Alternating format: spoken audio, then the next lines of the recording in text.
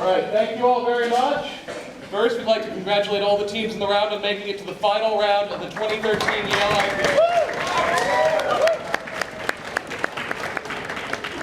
In opening government, we have Harthouse.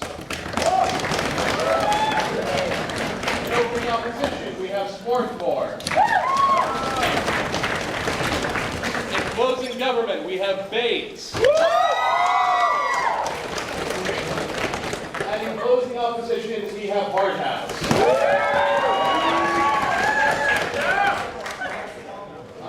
I would share with me is this fantastic panel, who I'm not going to bother naming. And without any further ado, I'm going to call this House to order and call upon the Prime Minister to open the debate, defending the motion that stands in his name. Hear, hear.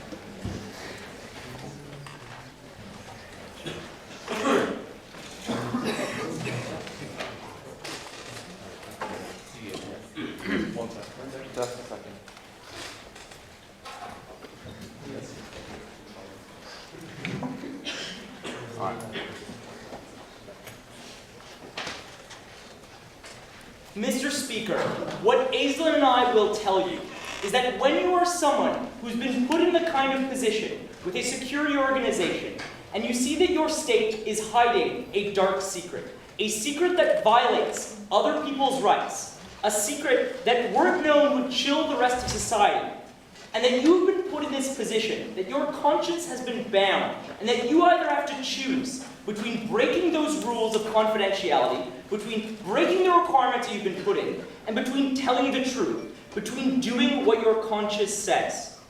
Aislin and I would tell you that it is a much better world in which countries could pardon these people who violate rules of confidentiality or things like national security if it could be put to a referendum whether these people could be pardoned. We think that the referendum should be simple. Should person X be pardoned? It's as simple as that. We think that the media will do a lot of the groundwork in terms of telling us what kind of violation actually happened in terms of rights. And I think that the government, the onus will probably be on the government to tell us the kind of damage that that person has done. What are we going to tell you? But first, any points of clarification? Sweet. Okay. First, what we're going to tell you is that when you know that the state is actually doing something horrible, something awful like that, and you've been put in this unfortunate position and that your conscience is incredibly bound in this particular way.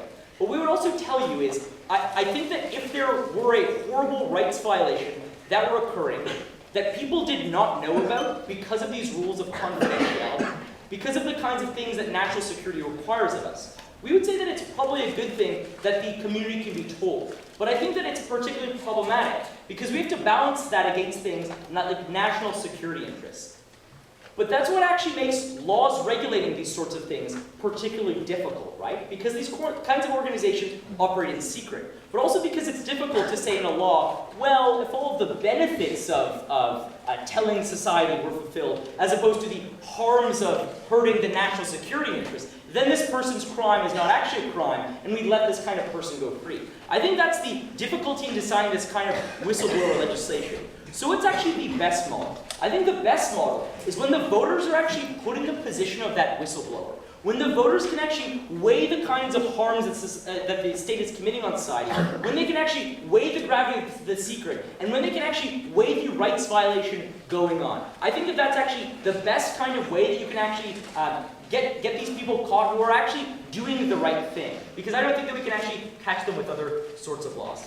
Look, yeah, go ahead. If it's too difficult for judges to weigh the public interest in a whistleblowing case about national security, how do you expect the public to do that, John? No, I think the problem with judges in these cases is that the judges that we've actually appointed to make these sorts of decisions operate in secret courts because they don't want the public to know about things like national security. I think it's actually much better if you give that decision to the individual voter because now they've been put in that sort of situation. So I want to talk about the voter and I want to say two things. First of all, you would see yourself in that kind of position, and you would see what your conscience would actually require you to do. And I think it's fairly easy to be able to empathize with someone and understand what they're giving up, right? This is someone who's not only giving up their salary and giving up their reputation, this is probably someone that has to flee. If you have any hope of fleeing, the United States might chase you down and try and get you extradited from these other countries. So this is someone who's actually given up their entire life to be able to tell this kind of secret. I think that the voters will be able to weigh the gravity of the secret and actually think about this sort of situation, right? But what I would also tell you is that I think that this is a good reflection of the will of the people. These security apparatuses have been set up from the elected representatives, which actually receive their legitimacy from the people. But I think that the particular problem in actually having good rules about whistleblowing is that it's actually several steps removed from the actual electorate. So I think in this sense, we actually empower the electorate and let them decide what they would have otherwise decided, but for these other steps in the middle. And what is the particular problem about elected representatives and about these sort of secret bureaucracies and secret organizations that actually make it difficult to actually get at the sort of whistleblowers that we want to see? Well, first of all, it's actually difficult for a politician to actually be able to be in favor of these sorts of things, right? I think that you'd probably get demonized by the press, even if people actually agreed with the decision to pardon that particular person. I think it is probably the case that a lot of politicians would probably be pilloried for thinking that they're actually soft on things like national defense. But the other thing that I would actually tell you is that a lot of these organizations have a lot of rent-seeking factors, that there is actually enormous amounts of money that goes into these sorts of organizations, and that if these organizations admit that they were doing things that were wrong, and that in that particular case whistleblowing is justified, then you A, undermine the funding of these organizations, but B, you also undermine a lot of the public confidence in these organizations. And that's going to bring me into my last point, how actually the state cannot actually be a good check against this sort of behavior. No, thank you. Because in a sense, you're acting the victim to rule against the accuser. You're requiring the state actually admit that they did something wrong. I think I told you about the number of political economy reasons why they also wouldn't want to do it. But I think it is also particularly problematic that a state would later on actually admit that they have violated people's rights in this sort of way. I also think it's particularly problematic in that a lot of the oversight measures that we've actually created to be able to see if we can actually have good whistleblowing, or that if the government is actually having these sorts of rights abuses, are things like congressional committees, things that actually on paper seem like they're actually fairly good oversights. But when you get actually down to it, they aren't very good accountability mechanisms. Because these are congressmen who are actually doing things like sworn to secrecy, but these are also congressmen that don't actually want to comment on if the committee is actually uncovering, or if the committee is actually keeping quiet a lot of abuses that actually continue to go on. Because that's actually likely to make the politician seem a lot more popular. I think that you're actually likely on our side of the house to get good whistleblowing. Because when someone knows that their actions will be put to referendum, then they're able to weigh whether this is something that is a great enough violation of people's rights, whether this is a great enough crime being committed by the state that they would be vindicated by other people. So I think this is a fairly good panacea against, say, whistleblowing for unpatriotic or anti-American reasons. Because you would actually be vindicated and you would actually be pardoned if this is the kind of situation in which you could show that there were sufficient rights violations. So what have we told you today? I think that we've told you that it's good for society to be able to pardon people for acting on their conscience. And that for pardoning people who've been able to show that the state has committed sufficient crimes without sufficient benefits. I think this is actually a much better mechanism than the kind of the oversights that we would probably see proposed on-site opposition. But I think that if the community is willing to forgive your transgression, and in this case, it should actually be the case or private.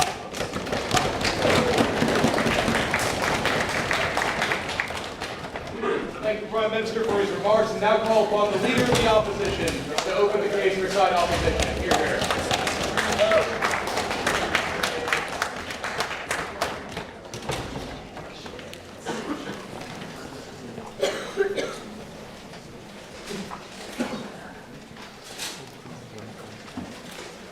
Mr. Speaker, August panel, we tell you today that the state exists as a manifestation, as a representative of the will of individuals. and that this representation is designed precisely to remove those individuals one step from grappling with incredibly complex problems that the state cannot function properly within full disclosure to the public. We think that issues of national security, issues of deep national importance deserve to be classified, and that this classification must be respected by the actors involved. I want to talk about why classification demands respect and why we should accept the adjudicatory process of society within the courts and not inside of a referendum. My rebuttal will be interwoven. So let's talk first about how classification demands respect. We tell you first that the principles of democracy transfer responsibility for the administration of the state from individuals within the state to an elected body. The reason for this is very simple. The individuals within the state do not have the time and the energy to engage in a pure democracy because they simply do not have the resources to engage with all of the nuance of public administration on a national scale when you have hundreds of millions of people living within a state. We think that this removal is actually the basis of all democratic representation. But when you transfer that responsibility, you are also transferring responsibility for sensitive information for a couple of reasons. The first that they talk about already on side government is security issues. We think it's really bad to say Al-Qaeda understands the way that the inner workings of our national security apparatus work, because if they understand the way that we're gathering information, they can change the way that they're communicating and make it harder for us to disrupt terrorist plots. Same goes for enemies in war. But a second reason that they don't engage with is the issue of diplomacy. How oftentimes different states have to engage in real politics with other actors within society. And it undermines the ability to engage in real politics when, like Snowden or like other leakers, you release very personal memos, private memos, between individuals in the State Department that neither represent explicit state policy nor represent any kind of binding force on society. I think it's very important that the state maintain control over this, and the implicit consent into this classification is inherent and binding on all members of the democracy. But second, we think that the person who leaked expressly consented to the classification of these documents and to respect that classification. By virtue of them being in a position to read that information or understand it, they have explicitly signed away the right to leak it away. We think that at that point, at the very least, they have opted into the system of punishment that actually exists for it, the legal restitution that society takes on them for violating this fundamental principle. And that express consent is fundamental to the need to actually punish them for their actions. So, sure. If it was found out that the US government was committing torture on individuals, would you be comfortable with someone whistleblowing? Like, I'm actually okay with somebody whistleblowing in general if they're willing to accept all the consequences, but generally, I also just think it's a bad idea. This is actually a bad response. The point is, like, whistleblowing, we're not okay with on our side of the house. There we go. That's the answer. It's been a long day. We have 3 in mind. The second thing that I want to talk about today is how we need to accept the adjudication of society.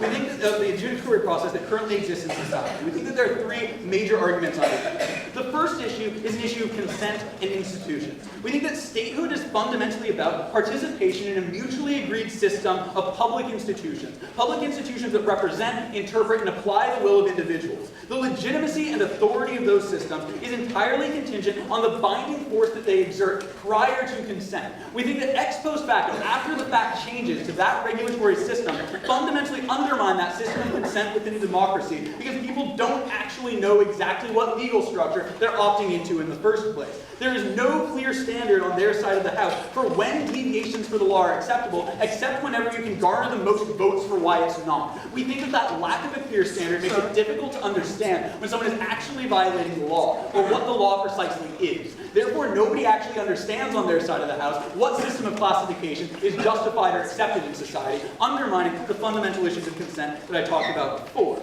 We think that this is, the second reason that we think you need to accept the adjudicatory process is because democracy requires change via political means, not via sensationalization and the courts. Here's the problem. We think that democracy is about changing the laws and the way that the laws function, not about changing interpretations of the law after the fact. There's a very specific reason that we set up courts to deal with these complicated issues. Because change has to happen through a political process that's understanding of all of the security issues and all of the contingencies that go into the way information is handled within society. We simply don't think that the massive information that they say is going to come out on their side of the house is going to be in any way effectively understood by the public or put into an effective framework in any way. They say the organizations They say that the will of the people is deserved to override representations. But there are tons of more important things that we probably should put to referendum if that's their stance, but don't. Things like going to war, for example. The problem is we don't do that, and the reason we don't do that is because representative democracy is precisely about removal of the people who aren't able to adjudicate the massive and complex amounts of information that are presented to them in these cases.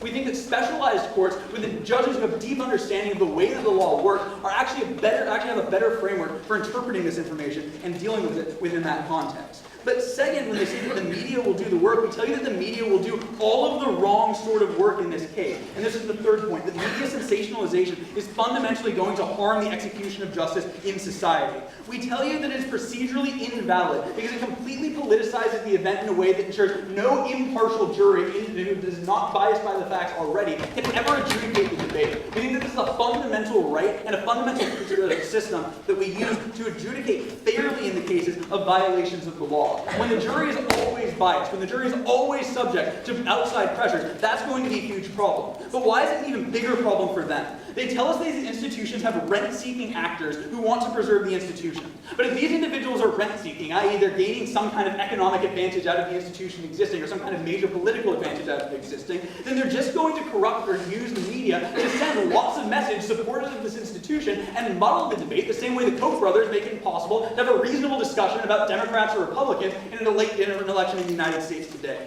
We think that this perversion of the political process actually means that their referendum is going to be less representative of the just outcome and less representative even of the will of the people. What have we told you in this debate? We tell you that classification demands respect both implicitly within a democracy and explicitly in the case of the leaker, which means that accepting the punishment that currently exists within that system is a moral necessity for the individual who goes about leaking the information insofar as they're going to do that. Second, we told you that the adjudicatory process that they propose, one of public referendum, is fundamentally flawed both in its carriage of justice and in its failure to actually provide a systematic understanding and synthesis of the information presented. Very happy to oppose today. Thank you.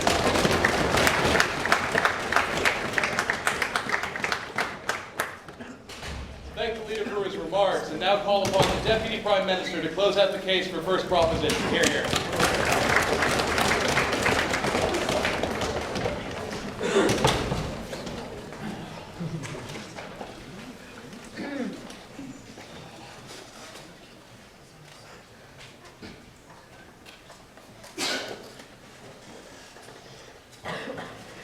Ladies and gentlemen, what I think we get from side opposition is, first of all, a misconception of exactly what effect this kind of policy is going to have, but furthermore, the kinds of information that we're talking about supporting or allowing the public to decide about. I'm going to go through basically everything they told us, and their really nice, escape from suicide in their case, and then I'm going to get to what they said in response to Louis' points. Okay. So first of all, let's talk about exactly what they say, because what they tell us is that the responsibility of classification is that it's really important that we keep secrets because it is necessarily better for the national community to not know something for some reason. What we tell you on side government is that it is important that people be able to judge whether or not the government was right in making that classification. There's currently no check on the determination of the government at this point. I think that that's a massive problem, because they say, well, we want to keep it secret for secret's sake. Who's to tell if that was correct? Who's to tell if it was information that the public should have known or ought have known, specifically because it would have altered the way they behave or altered how comfortable they feel in different particular types of their life? I think that that's necessarily important. But furthermore, what he says is that the public does not have the time to engage in things such as these. I think that that's a massive problem. First of all, I think that everybody has an opinion specifically on whether or not Edward Snowden, was good or was bad. I think that a lot of these times people really care about how information affects them, specifically when it's about a national interest. So I think that people most definitely have the time and the will to actually do that. But furthermore, he tells us that, well, they signed away the right when they took a job that deals specifically in confidentiality. Okay, so you signed away because you understand that there are benefits to the government sometimes keeping secrets for specific things. But at the point at which you are willing to give away that job, the point at which you are willing to give away the entire life that you have made, I think that that is because you realize that that secrecy is not worth what you signed for because it is so harmful, or because society has the absolute right to know that you are willing to necessarily throw your life away. Louis gives you great analysis as to why it's probably because you have a conscience that is nagging at you because you think it's particularly important for society to know that. I think that in that case, you you should most definitely have the ability to have the public decide whether or not that was a legitimate choice. Because I think what Louis tells you, and what I would like to extend on, is that the people, when they're deciding on that judgment, put themselves in the place of the victim, and they decide whether or not, they would have done the same thing, or whether or not they appreciate what that person has done. And I think that the public is the only person, or the only actor that is actually reasonably able to do that. Because I don't think that the government can decide. I think the government already has made its opinion very clear. They don't like to be wrong. They don't want to admit that they were wrong. But furthermore, what I would tell you is that I actually think that the public is the one that has the most stake in it, and I think that that's really important to get their say, specifically if it was because it was so beneficial. But then what he tells us is that this is a mutually agreed upon system, and therefore we ought to protect it because it has been mutually agreed upon by people in society. Who agreed upon exactly what gets classified and what does not get classified? I actually don't think that that's true. I think that the government has said, look, we're keeping secrets, it's for your safety. But I don't think that they do much more than that, right? So I don't think you get any meaningful agreement specifically on what happens in that case. So I think that falls. But then what he says is that changes of the law after you've committed an act are problematic because they confuse you as to whether or not the law is in fact a law. And no, I don't actually think so. So I think that the calculus behind deciding whether or not to whistleblow is whether or not you're going to affect society in a positive way, so much so that you are willing to chance that the referendum would not actually lead to you being being pardoned. And I think that in that sense, that you actually do still have the same calculus in deciding. It just means that if you think so much that the public is going to agree with you, that you are going to come forward. I don't think that it changes that calculus for a lot of people that aren't actually convinced. And I think the people that are convinced are the good kinds of whistleblowers that we want to come out. And then what they tell us is that people can't adjudicate these kinds of things because the media is influential and the government is going to specifically try and push different kinds of things. So here's what I would tell you, is that I think that the media actually has an active interest in presenting both stories. Why? Because I think both stories make great news. I think it makes great news to tell why somebody might have been good, but also I think it makes really good news to tell why the government might have been correct. These debates are not black and white. Furthermore, I would tell you that it's not the type of thing where they have a particular agenda because they're going to make money off of anything they say because that is something that's in the national interest. But furthermore, what they say, furthermore, what they tell us, let's look at what they said in response to Louis' points, because I think they were actually pretty sparse in their responding. So first of all, he tells you that you are in an unfortunate position if you are the person who has to actually whistleblow. That you look at a rights violation happening, that they've been doing something wrong, and therefore you feel like you have to tell somebody because it is so heinous. I think that that's particularly important because laws are meant to be reflective. They are meant to actually show what society would like to see in place and what society feels are important things to actually legislate against. The only other thing is if you want to protect a minority group that would be adversely affected. I don't think in this case that minority groups are adversely affected by information, but even if they were. But actually I think what happens is that the public, as a majority, is best able to decide whether or not the national secret has actually impacted the national goals of that. And I think that that's why it's particularly important for this law to actually have a reflective side, to have people be able to say whether or not they actually agree that it was meant to be a secret. But then what he tells you is that it's problematic to get the victim to actually try and convict the accuser, right? So the state is saying, well, no, this is wrong, therefore we are going to convict you. I think that that's a problematic because they have an agenda too, right? I think that the person who is most removed but still affected is the public in terms of that. And really all that they tell us in response to that was, well, they can't adjudicate it fairly. I don't know why they think that the government can adjudicate it better than that, especially when the government really probably doesn't want to be wrong. They don't really tell you anything like that. Sorry. So then what Louis tells you is that we are actually incentivizing the right kind of whistleblower, a whistleblower that has information that is so important or that you feel is so important that they're going to bring it out. We don't really get a response to why that's necessarily not true. I think it is still true. So I think when they tell you that, well, what if we release things about Al-Qaeda and that Al-Qaeda actually gets information about what we do? If it is true that Al-Qaeda has gotten information and that's a threat to national security, I don't think there are a whole lot of Americans who would say that that's beneficial if they feel like they're in danger because Al-Qaeda now has information about their national strategies, right? Okay. So what does side propositions stand for ultimately in this debate? First of all, we stand for the fact fact that the public ought to have a say in laws that are particularly ambiguous when it comes to governments, especially in instances where the decisions have massive effects. Second, we talked to you about why the position of the whistleblower is so unfortunate it ought be judged by their peers because it has been such a difficult decision. It's on that basis.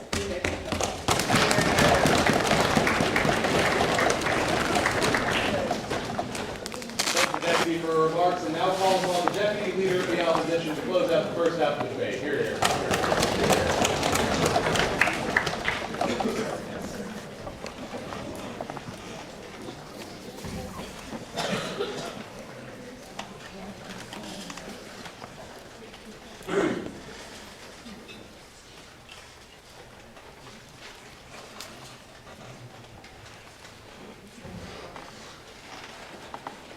There's a reason that there was no referendum for the Trayvon Martin case. There's a reason that there was no referendum before we decided to go to Iraq and go to war. And the reason because we don't think that the general public is the way in which we should be adjudicating these very important decisions. The general public doesn't have the capacity, and it's just epistemologically impossible for that to happen. I want to talk about three things in my speech. The first thing I want to talk about is how this is actually actively worse for whistleblowers or potential whistleblowers. Secondly, I want to talk about national security. And lastly, I want to talk about the best way in discerning truth and the way that we should discern policies within the field of democracy. So the first thing I want to talk about is why this is actively bad for whistleblowers. There are a couple of reasons here, but they mostly stem from the fact that whistleblowers will overemphasize the probability that they'll be let off if they actually bring this to the public. There are two reasons for this. The first reason is that these individuals, like Snowden, tend to think that there's a very high premium on privacy. These individuals are not just a random selection. They're people that have biases, and those biases don't necessarily align with the rest of society. So they're likely to overemphasize the way in which the public will weigh that. The second problem is we think there's going to be a sunk souls fallacy. What's going to happen is all those individuals that whistleblow on the government in hope of a referendum, if there's not even enough political will to get enough signatures for the referendum to come about in the first place, no one will ever hear about. The only cases that will get sensationalized is when that referendum process comes about, which means that individuals will drastically underestimate the probability that they will be able to have a successful case. There are a couple of major problems with this.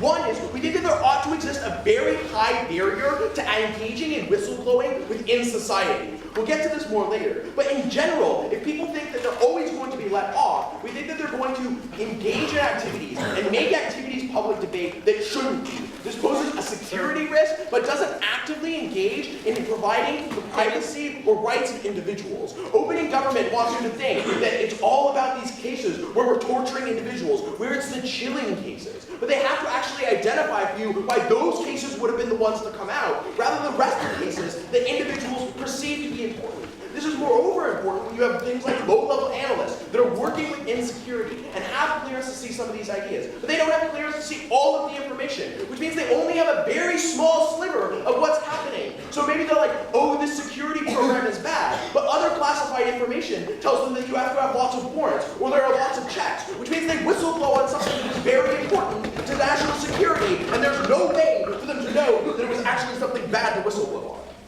This also means that lots of whistleblowers just get prosecuted for no good reason.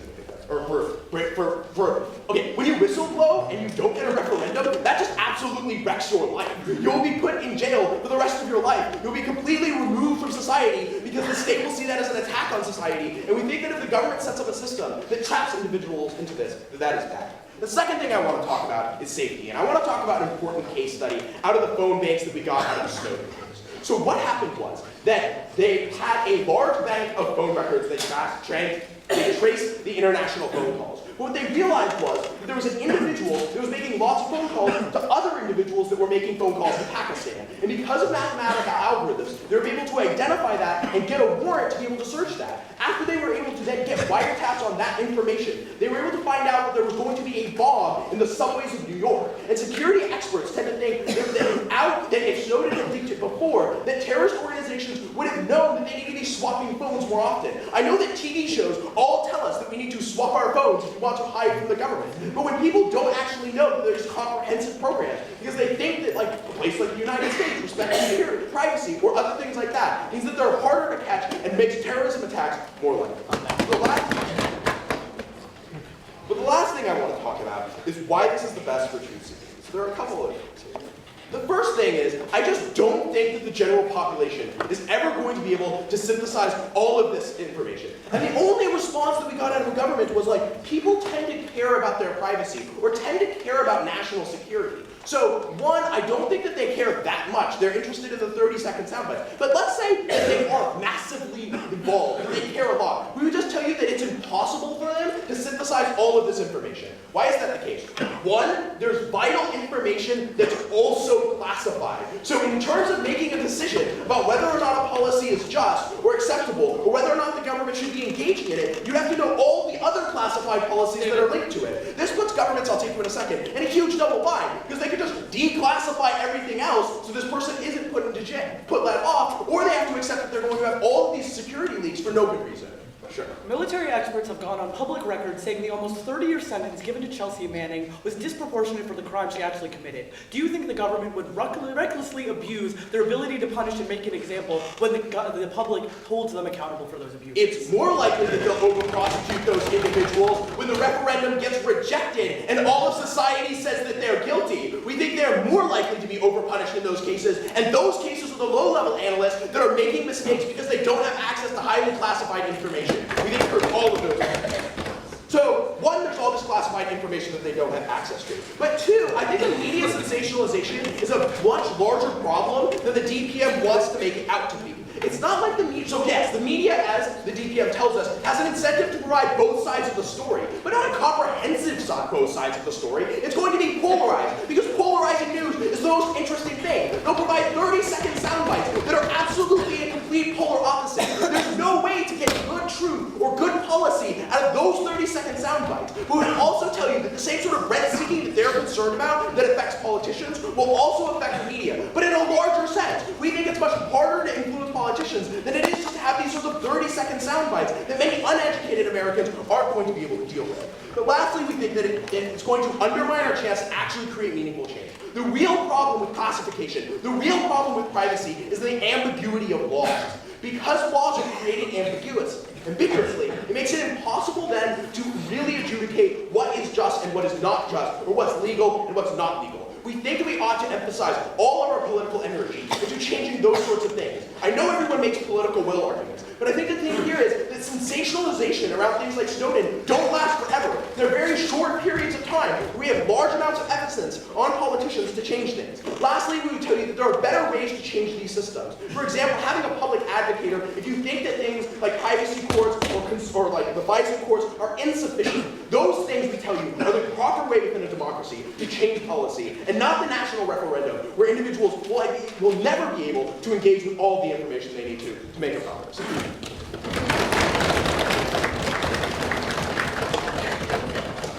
Thank the Deputy for his remarks, and now call upon the Member of Government to open the second half of this debate. Hear, hear.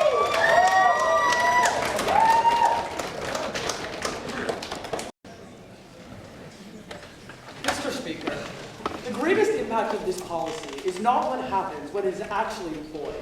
Its greatest influence comes by virtue of its very existence, which serves a deterrence that moderates both the behavior of whistleblowers themselves and the government who seek to punish them after those state secrets are revealed. I think that ultimately, the very existence of the possibility of this referendum, which we think will rarely be employed once it is implemented as an option, is going to be the thing that solves the harms that both governments believe occur to both the government and the individuals who will want to correct for the asymmetries of power within it and the abuses thereof.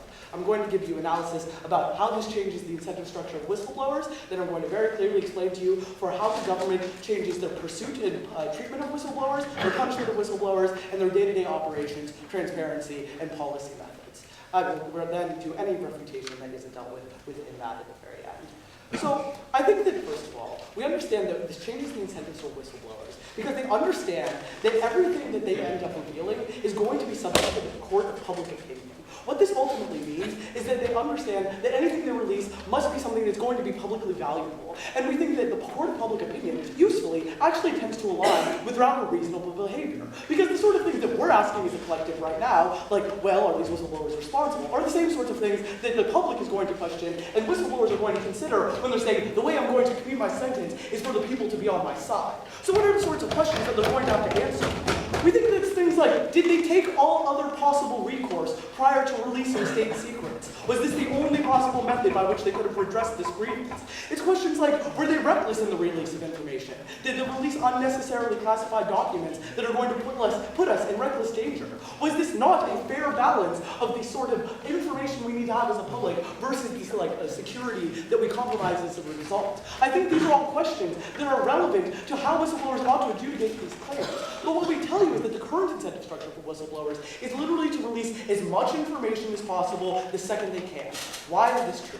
Because at the point that you become a whistleblower, in the way that we operate with whistleblowers now, we have seen through the way that the United States government and the governments abroad have behaved, is that they will use the full force of executive power to make sure you don't have a life after you even threaten to become a whistleblower. There is a reason that Snowden is not in the country, and there was a reason that Chelsea Manning was held without due process for years after her efforts leaking on the Iraq and Afghanistan, because they recognize that the state is going to abuse this power.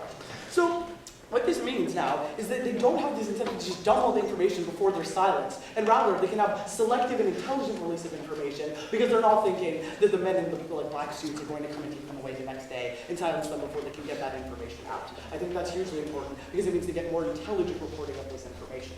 But furthermore, whistleblowers now also have a bargaining chip to leverage when they're trying to resolve these things internally. So what do we mean? So we think that the government knows that they won't necessarily, the government now knows that they won't necessarily be deterred by punishment because there's a likelihood that if the public is on their side, that punishment's not going to come at all. So what this means is that when they're actually going, and so when people like Snowden actually went to his contractor bosses and went to the Department of Justice and said, I'm concerned about the PRISM program, I don't think this is ethical, I'm not even sure that it's legal, and I don't think this is something we should do as a policy. No one had to take him seriously because he was a low-level contractor that they just took the risk and gamble that he wasn't going to be the one guy who just has a suitcase for Hong Kong and is willing to ruin his life for it, right? They don't have any reason to listen to him because they want to continue doing their policy and they don't think that anyone's ever going to speak out against it. But when someone could come forward and say, I don't really have fear of retribution because I think that when I give this article to The Guardian and they run it and they're on my side and the media is acting and on my side and the public is on my side because you are doing something that is contrary to the rights to privacy, then they have to listen to that individual, which means that you get more resolution internally, which we agree is better for national security, better for those individuals, and often leads to better results. Because rather than having a combative system in which we don't listen to those individuals, we have a collaborative one in which the best results for all come from resolving these things internally, which would be preferable in almost all cases. So I think that that's hugely powerful. But how is this going to be better with the way that the government behaves? First, pursuing treatment. So we think that, first of all, the public is watching, so they can't employ the same sort of abuses, or they risk their legitimacy and losing the referendum when it goes forward. So we think things like literally Obama using his international power to make sure that Snowden can't go anywhere, cannot access the very rates of asylum that we think are fundamental to any political dissident's advocacy and ability to access those rights. I don't think they can abuse those in the same way. And I think also people won't have to flee in the same way because they don't fear the same retribution. Sure, I'll take that. So you gave us a series of standards that whistleblowers should apply when deciding whether or not to leak information, like not unnecessarily declassifying information. We think judges can do this. Why do you think the public is in a place to make this type of adjudication, given that the information they get isn't going to be the information that was leaked when the media fixates on a politically... I'm not talking about the public making the adjudication. I'm talking about the individual whistleblower making the adjudication, because rather than the judge deciding after the fact whether or not it was appropriate, we say, don't let the appropriate stuff out in the first place. That's far preferable. So because the public is watching, they can't do the same abuses of power because the government begins to look at legitimate public opinion turns away from them, and we think that this ultimately harms it. So this means that they have to actually act with these international ethical norms, which we think they ought to have to do. But similarly, we think that the fact that Chelsea Manning was held in military prison without due process for years and years is something that they won't stand for because the public's going to be outraged that this person isn't getting access to due process that's guaranteed to them by the rights of the Constitution, and they think that they have an incentive not to falsely imprison people. But we think that furthermore, this has a huge, huge deterrent effect in the severity of punishment. Because most people that evaluate the actual facts of the Chelsea Manning case the Chelsea Manning case should have been closer to a 5 to 8 year sentence for the crimes that were actually committed. The 27-year sentence is to punish all the future potential whistleblowers, none of which Chelsea Manning is guilty of, and none of which should be discouraged from checking from the asymmetry of power that then is able to abuse the individuals and abuse the fact that they can have state secrets. So I think that this deters that punishment, because if you give a disproportionate punishment, that means that the state is much more, the public is much more likely to react negatively against it, which means they're going to strike it down. So we think that yes, serving a reasonable 5 to 8 year sentence for actual transgressions means that people act within those laws and still serve their penance, but it's a reasonable one rather than an unreasonable one that ends up being overturned because of the unreasonableness. The last thing we're going to talk about is the general way that this actually changes behavior in the system. So I think this calls for greater transparency because the government recognizes that if these things come forward, they're going to be held culpable and they're going to be held in the court of public opinion. But furthermore, it creates a discourse of understanding in society that the government has an obligation to justify its state secrets to the people and why they're not keeping them public. I think this is an important understanding of state secrecy because in our post-9/11 world, we basically forfeited our liberties at the altar of security, which Benjamin Franklin told we deserve neither and will lose both. All these reasons, proud to be.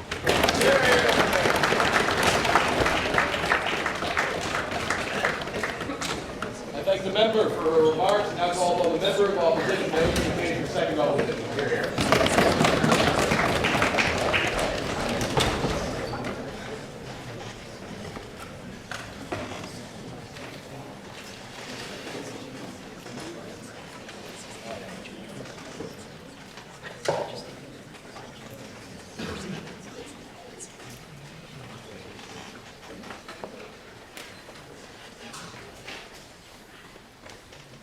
Mr. Speaker, justice is not the tyranny of the majority, Mr. Speaker. Justice demands consistency.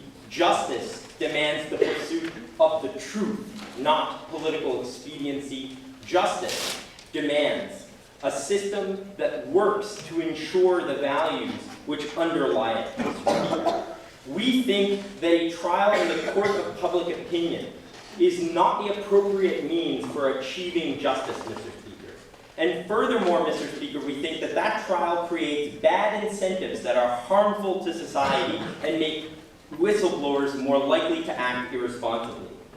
The first thing that I want to talk about in extension is principles of justice. We'd say first off that a referendum is a bad venue for seeking the truth, Mr. Speaker. A referendum does not have any procedural safeguards over what type of evidence is admissible, Mr. Speaker, over what types of prejudicial claims might be made in the course of the debate. And as a consequence of that, the obscuring of truth is much more likely to happen, which means an inherently unfair result. We think sometimes the result of a conviction, sometimes the fair result of a process is a conviction. Because one thing that government has never grappled with is that sometimes leaking is wrong. Sometimes leaking harms people in real and tangible ways by putting them at risk.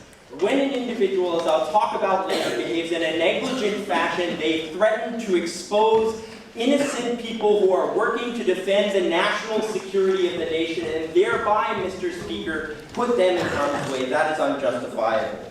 Second off, Mr. Speaker, we think that referendum processes are a bad venue for truth-seeking because they are subject to political manipulation.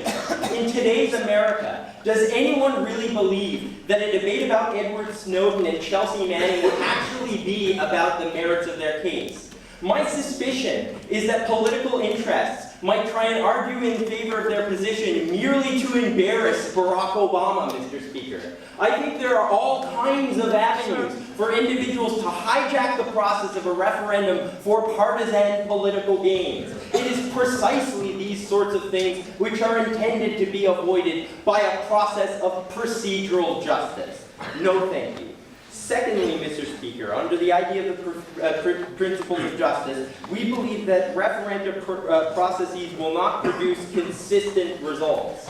We think that a process that is inherently designed around the likability of the person is one which is less likely to produce the result that's consistent with the truth or the result that's consistent with factual guilt or innocence, Mr. Speaker. The likability or unlikability of a plaintiff changes the outcome. We recognize that trial processes inherently always have some subjective element of bias, but the goal of the trial system is to excise as much of that as possible.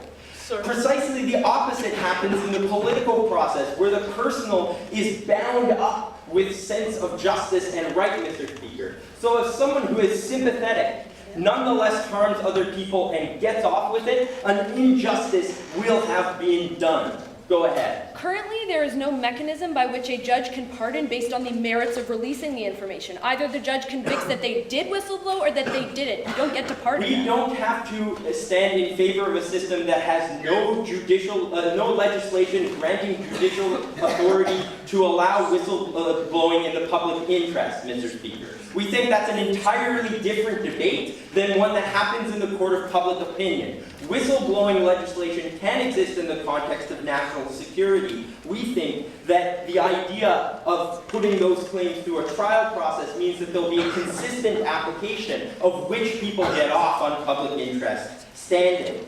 Secondly, Mr. Speaker, I want to talk about the incentives to leaking. First off, we tell you that the impact of leaking in the public interest, or what's notionally in the public interest, is visceral and present. The idea that the government has done something wrong will always weigh heavily in the minds of the people.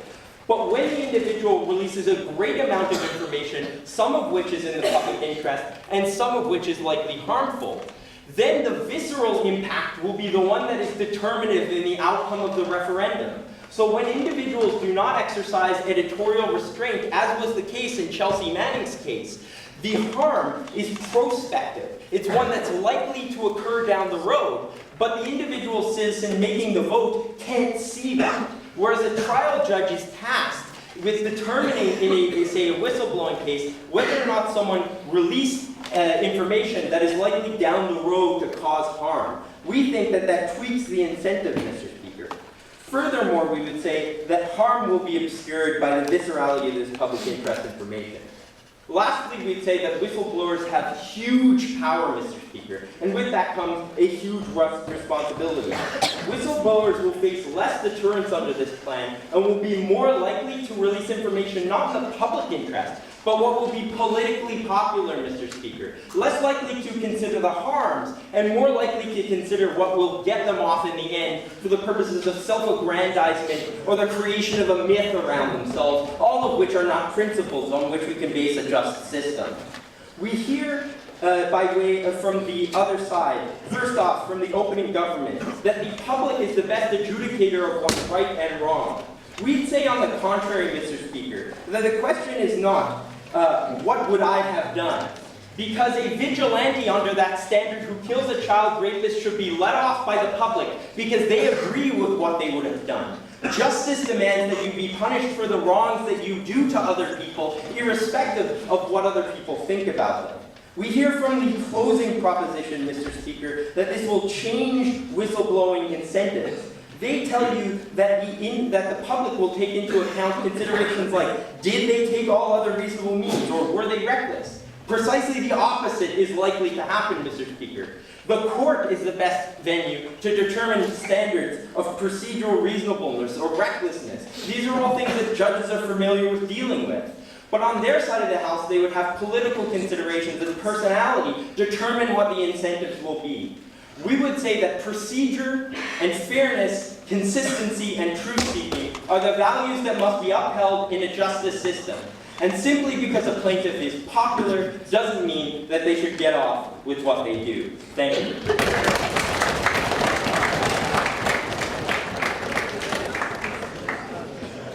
I thank the member for his remarks and now call upon the government.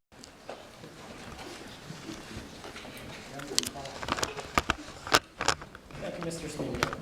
We think that above all of the other things, the laundry list of things that justice requires, we think that justice requires deterrence from abuses in the first place that we think we establish on our side of the House and are just not addressed entirely from the extension speaker. Because what we do uniquely is give bargaining power to whistleblowers within institutions so that they're listened to before abuses occur in the first place. That's incredibly important. You need to change the incentive structures within organizations so that the vast majority of cases just don't even occur in the first place. We think that's the biggest impact in this round and something that side opposition doesn't engage with at all. So I want to ask three questions of crystallization. First of all, how do abuses arise and why do we reduce them?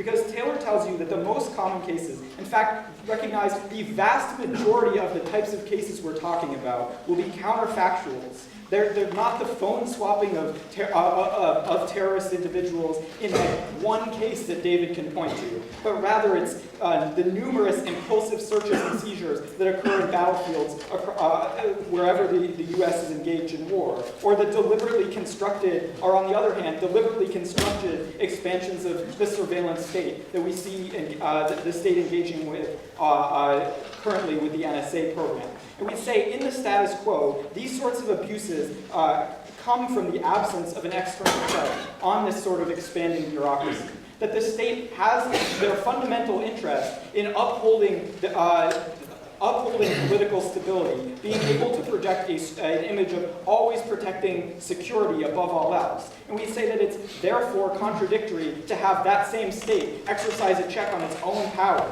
We say that there's no reason for them to listen to whistleblowers who have no recourse outside of the system itself that has set up these military apparatus. We'd say that's the fundamental problem on their side of the house. On our side, conversely, what you do is you give these individuals the ability to say when the NSA programs are first being implemented, when they're even aware of the technology becoming capable, so that they could collect vast information about everything that you do on social media. We create dialogue in that first place about whether it's justified in that first case. And at the point where many of these things fail that just initial sniff test, we say we prevent the entire rights abuses that occur from those programs. So we think that's hugely influential. But finally under this, I think we also protect whistleblowers' rights in a unique way that side opposition does not engage with. Because we point to not just the punishment of these individuals and how that will change, but also before they're even processed for trial. Look at what happened to Chelsea Manning. We say that type of detainment was an outrage against the consciousness of the United States. And we say that type of detainment is far harder to justify when you know you have to go to the public and explain why you forced this person to sit naked in a jail cell and not ever be able to access their lawyer. We'd say that those types of abuses are necessarily reduced on our side of the house, not this time. So the second thing that I want to look at is the unique role of whistleblowers and why we think it requires external protection. Because you need an external check in these cases, because the courts that side opposition is so willing to defer to often fail. First of all, because as First Government tells you, these are generally secret courts. These are generally military courts. These are courts that aren't actually independent, that give a formal appearance of distinction from the state, but really just serve to promote the rhetoric of the state in these cases. Sure. But the more important thing, we think, is that that the decisions that they render are necessarily post hoc. So you have no deterrent capability from a court, in the same way that you have no meaningful deterrence from current whistleblowers because they're faced with the overwhelming power of the state against them. Because they know that they could get the Chelsea Manning treatment if they speak out against the state at all, where they'll get 27 years in prison, just vastly disproportionate to anything that they actually did.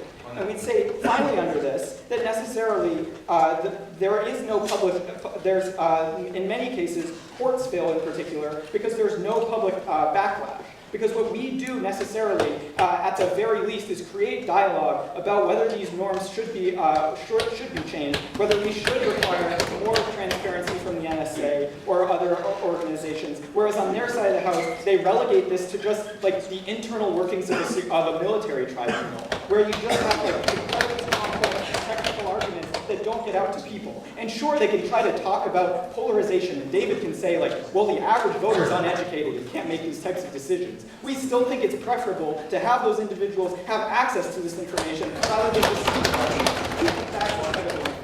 Sure.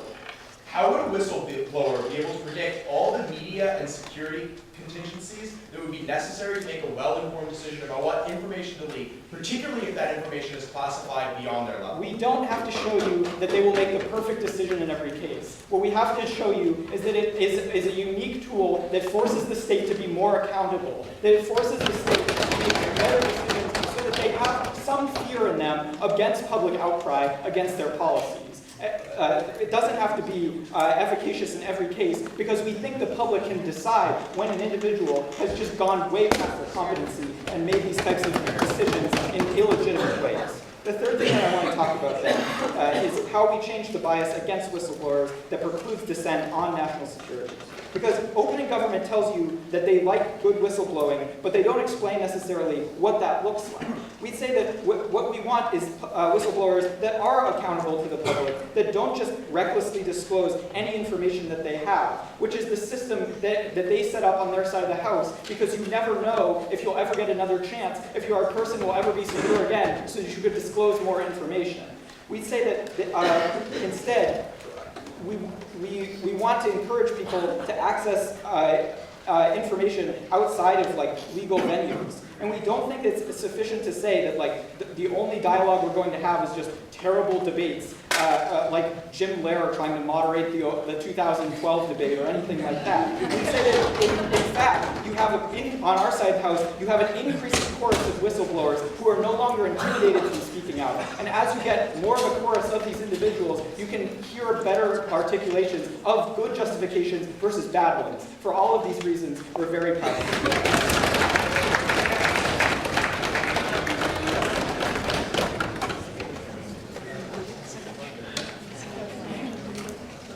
Thank the whip for his remarks, and now call upon the opposition whip to close out the debate. Hear, hear.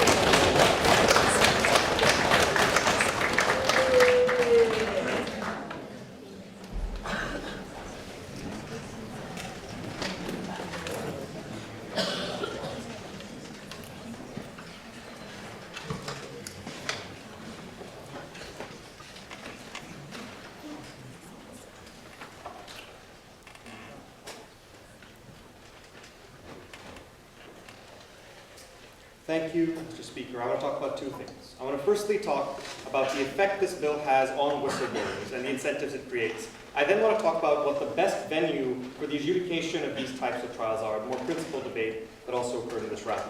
Firstly, the effect on whistleblowers. Especially from closing government, we get the argument that governments are now more likely to cooperate with whistleblowers who would potentially, hold them hostage with the potential of a referendum in the future. You're going to be more willing to cooperate with these people who are coming up to you and saying that they have this means to totally fuck you over. Why doesn't this work? What is the government's main interest? The government's main interest is to deter the leaks of classified information. After the information has been leaked, I don't think that is, at that point, a huge harm has been done to them already. I think this means that the first punishment a whistleblower is going to face in a trial is much likely to be extremely harsh.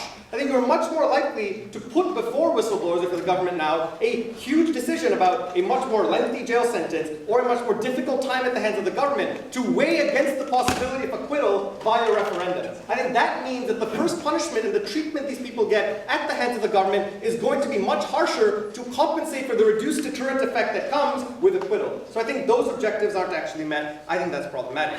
But secondly, broadly speaking, I think it's interesting that we hear that people will be more comfortable leaking information. I think we hear that from closing government, whistleblowers should adjudicate in an ideal world on a number of principles before they leak the information. Is this going to be an unnecessary leak? Will this unnecessarily compromise national security interests? In their perfect world, whistleblowers should adjudicate on this. I think whistleblowers are more likely to factor these types of considerations in when the ultimate agent that decides their fate also cares about these things, as opposed to a public that I don't think is going to be factoring these issues in, given how these types of trials are going to play out in the media. I think that's extremely important when influencing whistleblower incentives. I'll get to you later, Aislin.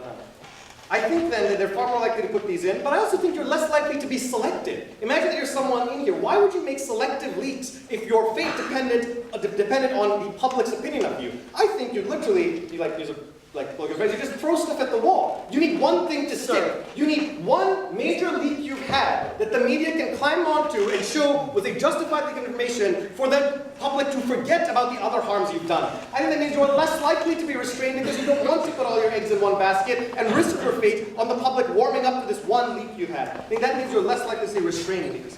I also think, though, irrespective of the quantity of things you leak, I think you are now more likely to leak things that you think are politically popular, irrespective of the consequences you think this will have on other people. No, thank you. It is feasible that let's say with the prison program, when Snowden leaked it, that it might have been, let's say, on the verge of catching a major terrorist and undermining their networks. But someone who was strongly opposed to the idea of invasions of privacy knew that they were close to catching a terrorist information, but now knew that the important calculus was whether or not the public agreed with him, could now disregard the consequences of that action if he thinks the public in general will warm up to his viewpoint on this. It makes whistleblowers less judicious because they're caring purely about the political popularity of an issue, not its potential harm to government, moving them away from the ideal whistleblower that closing government wants to talk about. I think these are all things Sam's talked about how it changes incentives for whistleblower, and it's important. Aislin, go ahead. How do you rectify opening op stance that you ought punish all whistleblowers because they've broken a contract, and your new model that you are going to allow judges to suddenly pardon them if merits allow? No, see, he actually didn't say that. He managed to stop saying that, like, oh, fuck obviously, and this could be, it actually leads me to my next theme. What is the best venue for discussion? Because we have to consider what parts of prop case are distinct from just having a legitimate whistleblower defense in court. Right? Like, we're okay with whistleblowers being able to argue these things in front of a judge. This is really a debate about the best venue to have this discussion. Let's talk about that. So, right off the top, opening government says that it's difficult to define these things legislatively, which kind of misses the mark. No one is talking about defining these things legislatively. It's whether judges can decide this better. And I think we've given you a number of reasons to believe that courts and the environment they provide are a better mechanism and better venue than a referenda-influenced environment. Why is that? We've given you about 5 reasons. Firstly, the procedure of a courtroom allows certain types of evidence to be dismissed, whether or not it's a military tribunal or a civilian one. It means that claims that are likely to sway the opinions of people, but have no bearing on the actual facts of the case, are likely to be disregarded and not allowed to influence people's opinions in the way they could in a media campaign. Ultimately, the activity that courts go through is perhaps a bit different from the one we're going through now. They actually engage in truth-seeking exercises, and certain claims detract from that. And I think those claims ought to be barred from influencing public opinion when they can end up making decisions not based on the law, and that's harmful. Secondly, these types of procedures are likely to be caught up in partisanship. I think it means that it ultimately becomes a question of whether or not you want to embarrass Barack Obama or not. It becomes away from the bases of the case on whether or not whistleblowers should be adjudicated. His likability becomes important, but the thing Sam tells you is never responded to is the media is likely to hitch on to the significant leak. Even if a person has leaked a huge swath of documents, it is that one outrageous document likely to be seized upon. But those other ones could have caused actual harm to people. And that needs to be a factor in the decision that's made in a way I don't think it's going to be. Why is that? Sam tells that the harms that's going to accrue to these people haven't happened yet. The media discussion is not going to be a balanced one. On one hand, we have a shocking thing that has already happened, like knowing the NSA has spied on people. That's happened. It's a harm that people can viscerally feel. But the prospective harms that might come about from something like that haven't happened yet. It's difficult then to portray that in a fair and even debate. I think that means that the media is not going to be able to portray the harms these people might cause up to society in the same way that's bad. The only thing we hear then is that sensitive information, we ought to have a decision on whether or not things should be classified. That initial decision should also be open to public scrutiny. Number falls in this. They don't understand the distinction, firstly, between the actual secret and the context around that secret that tells us why it was bad to leak it. The actual secret has already been leaked. That's gone. What the additional problem for referenda is, you now need to inform the public of the context around it, other classified documents that made that leak particularly problematic for the functioning of government. I think that's harmful. But also, and this is important to answer, I think the question raised by opening government especially, is the idea that shouldn't we get to decide on the substantive issue of the leak? Whether or not ultimately Bradley Manning was justified in leaking something about collateral damage in Afghanistan and Iraq.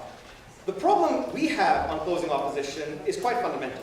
That Bradley Manning may get off scot-free in a referenda if sufficient people think that the collateral damage in Iraq and Afghanistan was bad. But the other leaks he had, the leaks that hurt and compromised informants around the region, those harmed actual people. And at the point where he gets off for those crimes, I think that the justice system has failed to give recourse to people who have been wronged and all the protection of the state who worked in an expectation of state secrecy and had that expectation undermined by these individuals. Ultimately, these complicated decisions are best left to courts. They're the best mechanism for it. You do terrible things for whistleblowers.